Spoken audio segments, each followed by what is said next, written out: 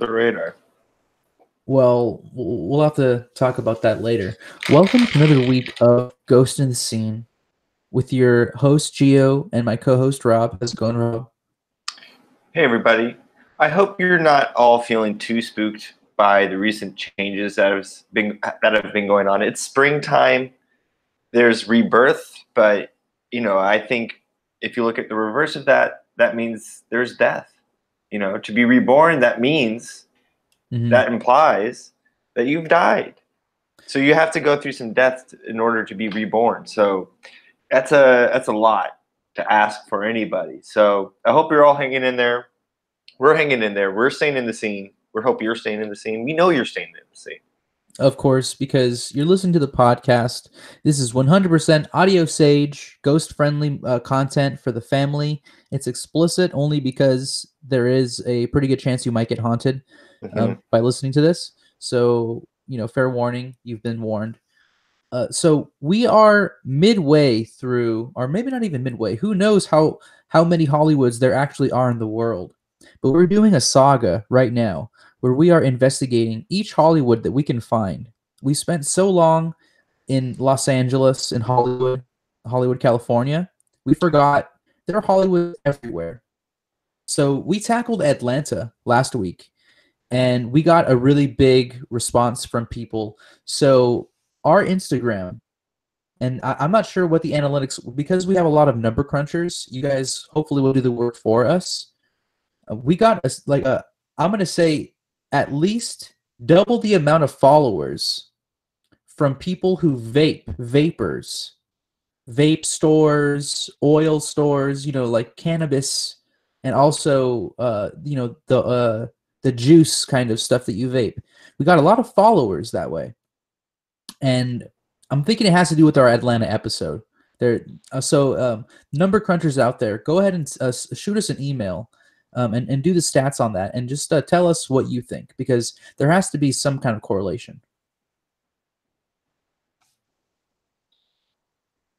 So anyway, we are going to be talking about the Hollywood of the East this year, or this episode. The Hollywood of the East is actually much older than Hollywood, as far as like the way that they started to film, and it was much more of a television kind of thing. And for some reason, North Carolina then let go of its crown and gave it to Los Angeles. We don't know when that happened or why exactly. This is kind of what this investigation is all about, because I think that the story of North Carolina and the story of Wilmington, North Carolina, as the Hollywood of the East, is a story of a city that kind of relinquished its role, its title, and stepped down in order to become more accepting and more kind of unifying as a beacon of hope, rather than the machine that Hollywood kind of becomes. So let's get into it. Rob, have you ever been to the East Coast? Gio, no, I have been to the East Coast. I have filmed in the East Coast. In fact, I'm going back to the East Coast to see if I can revamp a series that I've been working on, that I've worked on for a long time, and I feel like deserves to come back. So I'm actually going back to the East Coast. I'm going to be talking with some people, and yeah, the East Coast. That is my bread and butter, Gio. Wow, I would have liked to have known that before we recorded, so we could have planned something. But that's so great that you have some experience. So you've been to the East Coast, you've been to the Carolinas. What's it like? I mean, it's haunted, of course, for sure. Okay. But it is a way that you were saying, it's a roadmap to show how we can start embracing ghosts instead of fighting against them. You feel the spirits around there, but the spirits are kind of guiding you along. They're kind of pushing your camera dolly along to make sure it stops right at the right spot for you. There's onset quarrels, of course. You're always managing lots of egos, both in the between spirits, between our living and deceased spirits. But at the end of the day, we're all working. You're all pitching in together, and you come up with a lot of interesting stuff, and it's work that you can be proud of. Wow. So you have such a personal kind of touch with this whole place. I'm glad that we can be investigating it. Hopefully, you can be a little objective with this material because since you've been there, you're going to be going back. I don't want to make you have to, reveal any hidden ugly sides of Wilmington or North Carolina. So let's treat this with we'll give it the discretion. If we find anything too bad, of course, we'll have to tell the public. But for now, let's treat Wilmington like a friend, okay? And let's take a tour of Wilmington together. So I did some research for this podcast, as I usually do, and I found a lot of haunted objects and things that are associated with North Carolina. But one of the things that really struck me, which kind of takes us back to Dumbo, is the fact that they have a ghost elephant on the loose in Wilmington. Apparently, there is a ghost elephant on the loose. For some reason, they don't have any zoological psychics. I'm not sure if that's something you can look up on Monster or Indeed as a profession, but they have psychic to some animals or to dogs and stuff, but I've never seen to an elephant.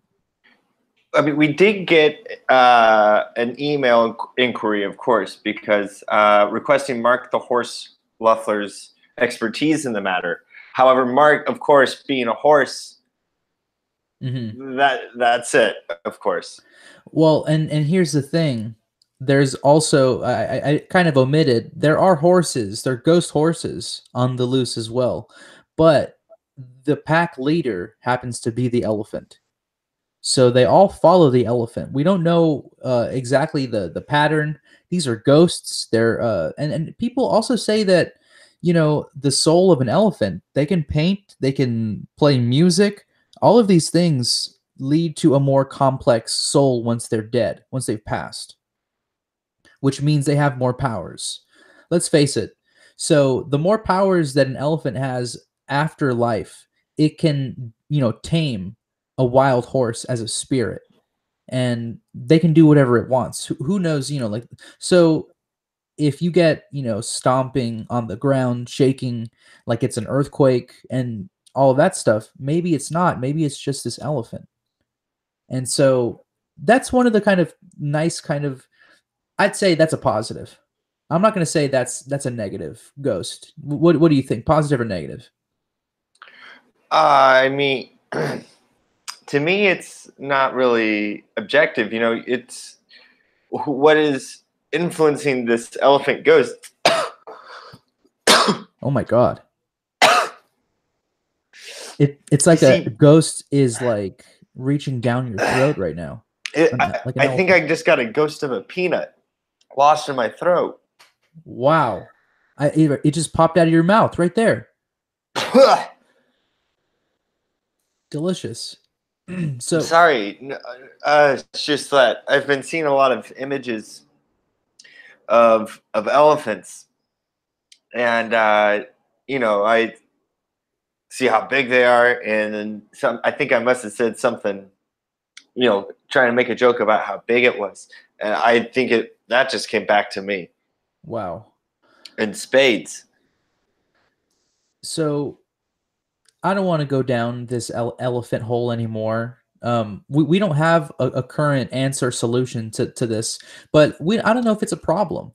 I think it's more a feature of the city, but there are way more aggressive ghosts in Wilmington, and this is where it's going to get possibly a little hard for you, Rob, and I'm sorry in advance, because there is a ghost spirit, I'm not sure what you want to call this, on the loose in Wilmington, and their name is Meg, like Meg Griffin. You know? Or the Meg about the giant Oh, shark. yes. And actually, speaking of kind of sidebar, um, we're gonna later go down the list of all the movies that were filmed in Wilmington in North Carolina. One of them being Deep Blue Sea, I believe. One of them Mhm. being um, The Hunt for Red October, another submarine movies. So not a stranger to water movies. And in fact, we can talk about all the water tanks and everything in North Carolina. But first, let's talk about Meg, because her story is one that's kind of a cautionary tale. Um, if you live a life of violence, you will have a afterlife of violence. And it's kind of sad to see this ghost trapped in her bad behavior. You know, if you're naughty, if you're just a naughty person all your life, you're gonna be a naughty ghost. I think that's science right there. That's fact.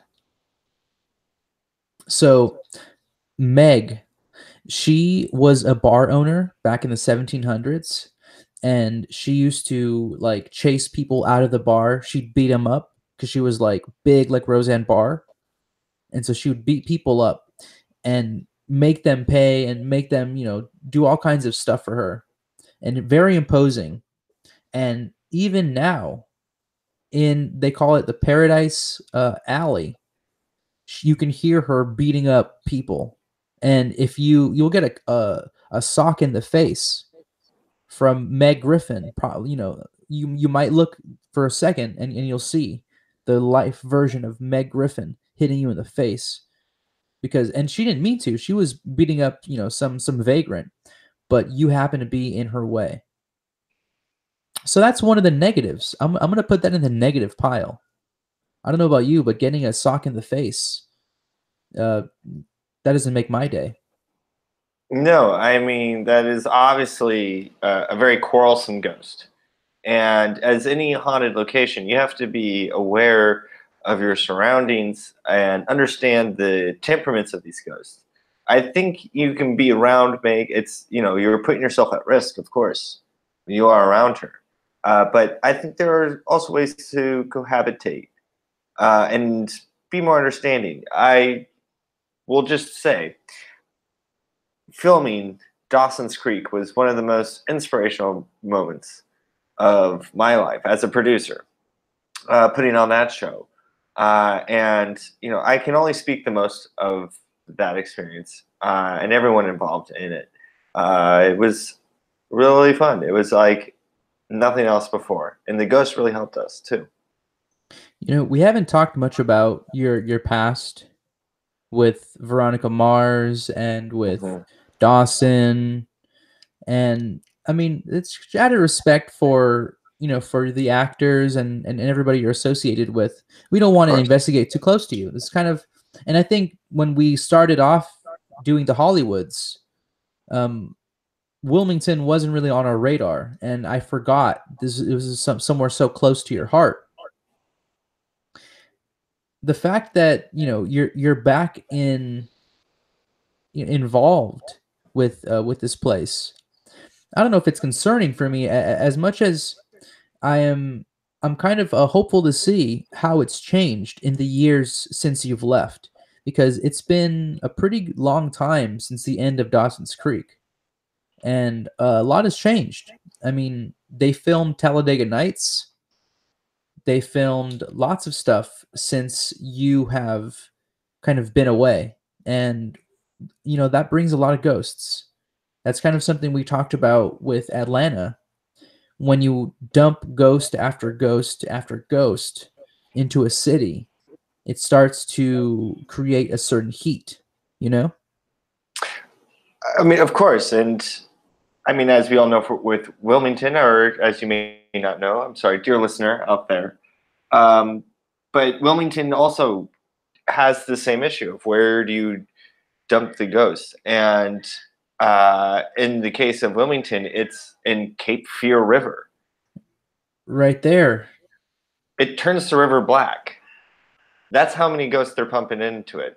Ghosts are usually white, but they're pumping so much ghosts into Cape Fear River. It's black. Wow.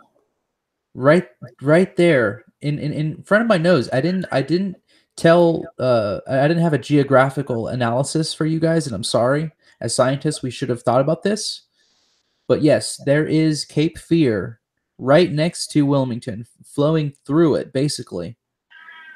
And of course, the all of the ghosts, the negativity, all of that just gets carried downstream. It's someone else's problem. And think about the bottling companies. Who is bottling the Cape Fear water? I mean, if you get a vial, if you guys, I don't know where we have fans, who knows? So if you're from Wilmington, if you're a local patron, go to Cape Fear, take a vial of water. Don't drink it, okay? Please don't. But then what I would do is I would take 2 cups. One, I would fill it with holy water, halfway. Right? 2, I would empty glass right in the middle. So you pour the vial in, and then you pour in the holy water.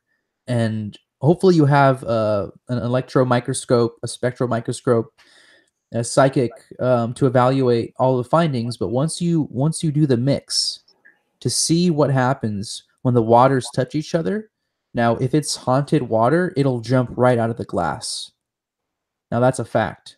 And I would wear goggles because if it gets in your eyes, that's instant possession. Mm-hmm. Now it could be a good or bad ghost. We can't tell. So you just gotta put protection on. That means double bagging your glasses, 2 glasses on top. Then just do it for safety's sake. Just do it, right? We're all about safety here on Ghost in the Scene. We forget about that sometimes, but really, this is all for you. This is a resource, a paranormal resource. We're like a dictionary, and so we gotta speak the truth. So let's tick down some movies that were filmed in Wilmington. These are some movies that are big, that are small. We're not going to really go over the small ones as much as we should, because the big movies are where the big ghosts come from. Let's be honest. Small movie, small ghost, right? Mm-hmm. So, Iron Man 3. That's Disney sized. The Conjuring. Wow. We're the Millers. Where the Devil Hides. 6. And I think that's 1/3 of where we know where that's going. Wow. The Sin Seer. Right there. Sleepy Hollow.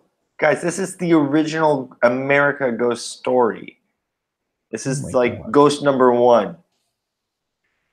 Okay. In America. Okay, so the 27 Club. Okay, well, okay. 2 + 7 is 9. Right. The 9 Club. That sounds like upside down 9 Club. And let's go Dead Heist. Imagine. Okay. Imagine this. You're in a heist and then you're dead. That's a ghost story. 28 days. 8 - 2 is 6. 6 days. I mean, we can keep on going. There are literally hundreds, but we should maybe go to the one that actually resulted in death, right? The true ghost story of them all. 1993. Let's go all the way back to the year 1993 to the movie The Crow. So you hear that? That was the Crow theme song playing right there. Ominous music. So sad. I'm spooked. it's rock and roll stuff, right? The Crow. It's about a rock and roller who gets killed, straight up gets killed. It's like, a revenge flick based on a manga or something like that, right? Like some kind of serialized thing. But basically, a guy gets killed and gets granted the power to come back by a crow, right? This quotation marks a crow. Who knows what kind of paranormal spirit it is, but whatever it is, brings him back and he kills everybody. And he's a ghost the whole time, so they can shoot him and he doesn't die. He disappears, he becomes a crow. It's all, like it's a weirdo fantasy. And that's just a movie. Rob, do you know what happened to Brandon Lee? Gio, of course, I know, but I don't know if I can quite say so on the air right now. And I don't know if I can carry that energy, that paranormal energy from my tongue at this moment. I understand. And this is the kind of thing that is my burden. And I will accept that burden. Brandon Lee was murdered on the set of The Crow. They were filming a final, shot with him getting shot with bullets, right? And they're not supposed to do anything in the movie or in real life. These were supposed blank to be rounds. Yes, fake bullets, ghost bullets. Right. Exactly. They shot him with ghost bullets. A movie. So think about this, folks. Yes. This is a movie about a ghost that can't be killed with normal bullets. How do you kill a ghost? Ghost bullets. Now, they might have, double negative themselves into killing, murdering somebody, and this is the problem when you don't realize that ghosts actually exist. And when he is in ghost makeup all day, portraying a ghost in character, acting like a ghost, you kind of split the veil of reality. You blur the line between man and ghost. He was that good, and because of his acting, his exemplary acting, he became a ghost in that scene and was killed by a ghost bullet.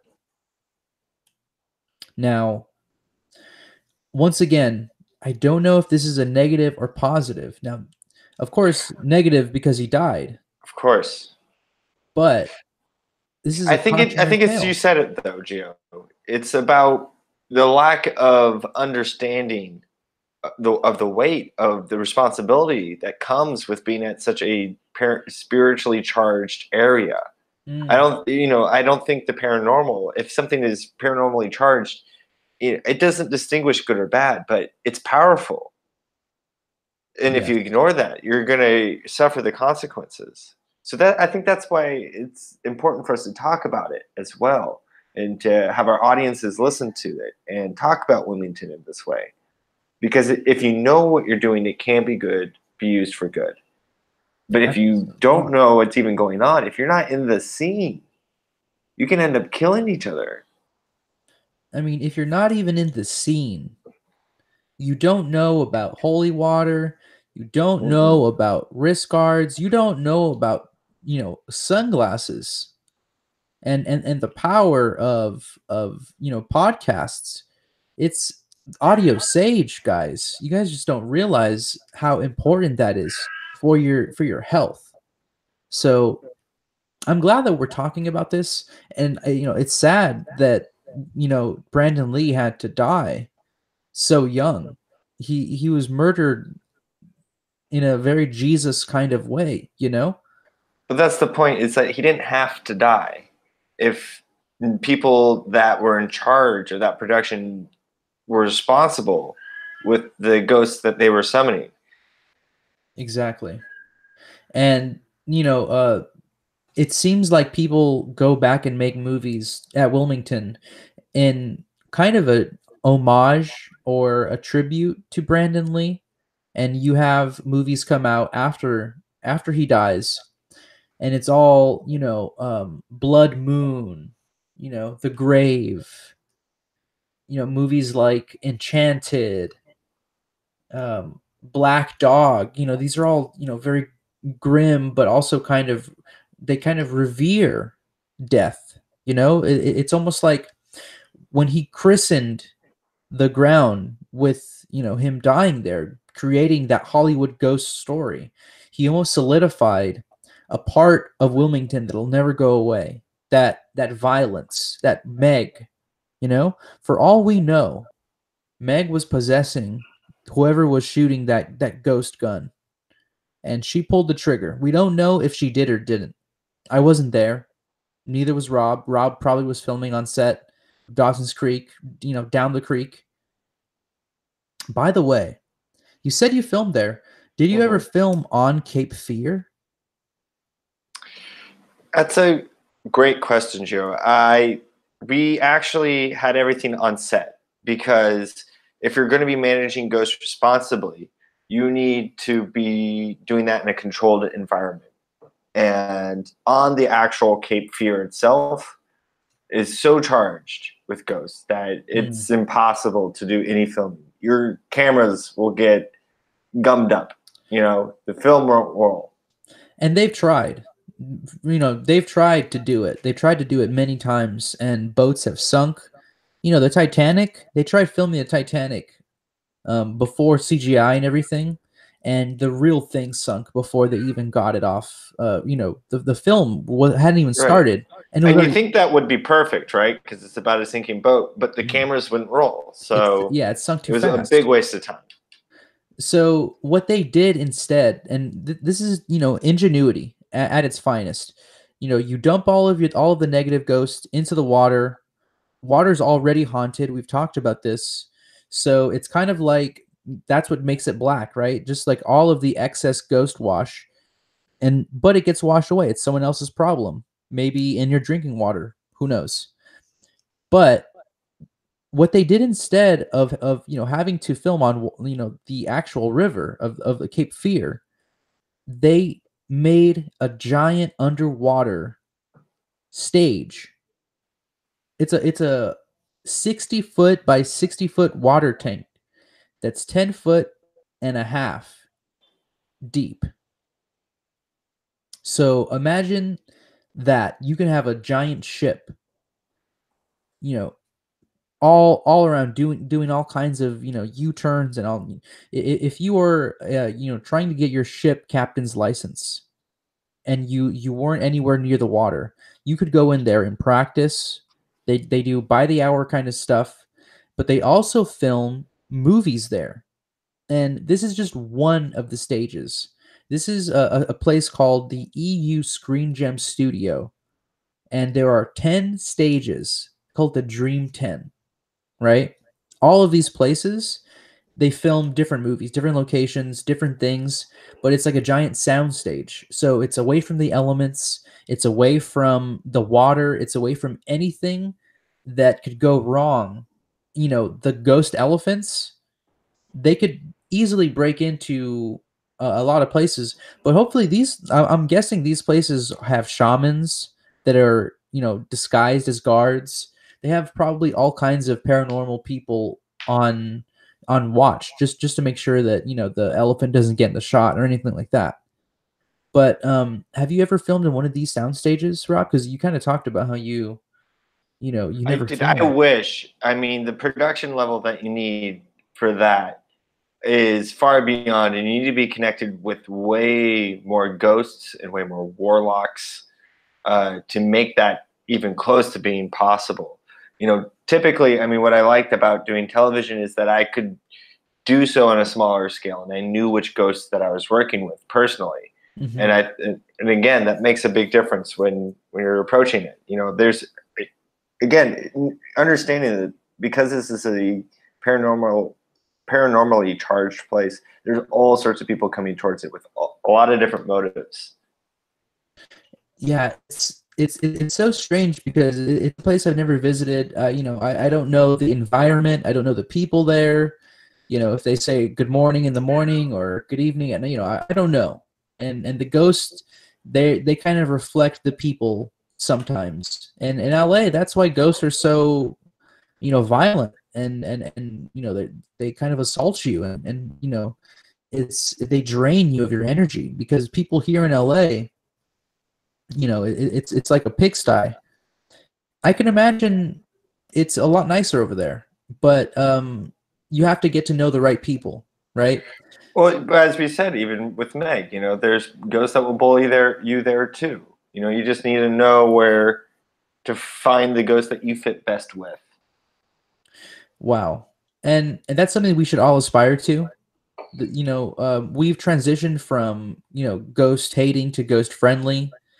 And that means that, we have to start accepting some ghosts into our lives that we Mm-hmm. previously thought were maybe suspect, that, we have no evidence against. There's some people that we need to apologize to. And, that's all going to come up. We're going to have an apology episode where we just apologize to every single person that we've wronged, where we thought we had evidence, but we didn't. So, that'll come out soon. We still have some more Hollywoods of the world to get through. And I think we're going to leave America, because I said world. I didn't just say, America, right? So Bollywood, I think Bollywood is next. What do you think, Rob? I mean, so far you've gone to Atlanta. We've talked about how you've been to Atlanta. You're the expert. You've gone to North Carolina. You filmed there, and I mean, have you ever been to Bollywood? That would be a new venture for me as well, and one I'd look greatly forward towards, because we're just all on this big blue ball. We're hoping, we're reaching some audiences beyond where we currently are living on this planet, and reaching all of you out there. We know we're accessible. We know you're out there, and we want to talk to you. We know you are in the scene as well, and we want to join that scene wherever you are. As I said, I've been to France. I've stepped foot outside of America. I've battled powerful ghosts, evaded Johnny Depp. He was at my doorstep. So I'm looking to get somewhere completely different, to be honest. And I think somewhere, like Bollywood sounds like a good place to start. And I think when we say ghost friendly, and I think this is wherever we're going to go, it doesn't mean we have to be friends with every ghost, because some ghosts will want to do us harm. Right. We will recognize that. But at the start, we need to start giving some ghosts and some people that work with ghosts some benefit of the doubt. But it's up at the end of the day. That means it's up to us to keep looking out for each other, right? Staying in the scene, tapping each other on the shoulder. Hey, how's it going? Exactly. In the scene, In the scene. And if you are in the scene, and if you're not in the scene, you can know. It's just a matter of starting with an open mind. All you need is an open mind. All you need is an open heart, but not open enough to get possessed. Start doing the numbers, folks. Start doing 1 + 1s. Yeah. Your 2 + 1s, 3 + 6. Right. And really start to see how everything kind of starts to revolve around 3s, 6s, 9s, even 5 and 1, and you see that's a 6. I mean, guys, we don't want to do the math for you. You got to do your own work. So I think we're gonna do another week of investigating. But until next week, stay in the scene. Keep your eyes on the screen. We know that you do. And when you do it, be safe. And stay extreme. Take care.